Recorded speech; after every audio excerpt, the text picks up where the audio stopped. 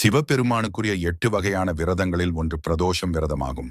சிவபெருமானுக்குரிய பிரதோஷம் விரதமும் முருகப்பெருமானுக்குரிய விசாகம் நட்சத்திரமும் ஒரே நாளில் இணைந்து வருவது கூடுதல் சிறப்புமிக்க நாளாகும். அதனால் இது முருகப்பெருமானின் அருளை பெறுவதற்குரிய நாளாகவும் இருக்கிறது. இந்த நாளில் சிவபெருமானை வழிபட்டால் விருப்பங்கள் நிறைவேறும், அமைதியும் செல்வ வளமும் ஏற்படும், பாவங்கள் நீங்கும் என்பது ஐதீகம். இந்த நாளில் வரும் பிரதோஷத்தன்று உபவாசமாக விரதம் இருக்க முடியவில்லை என்றாலும் பிரதோஷம் வேளையில் சிவலிங்கத்திற்கு பால் சுத்தமான நீரால் அபிஷேகம் செய்து வில்வ இலை சாற்றியேயா அல்லது வில்வத்தால் அர்ச்சனை செய்தேயா வழிபடுவதால் ஒருவர் செய்த பாவங்கள் அனைத்தும் நீங்கும் என்பது ஐதீகம். பிரதோஷம் அன்று மனம் உருகி வேண்டினால் சிவபெருமான் மனம் இறங்கி வேண்டிய வரங்களை அருள்வார்.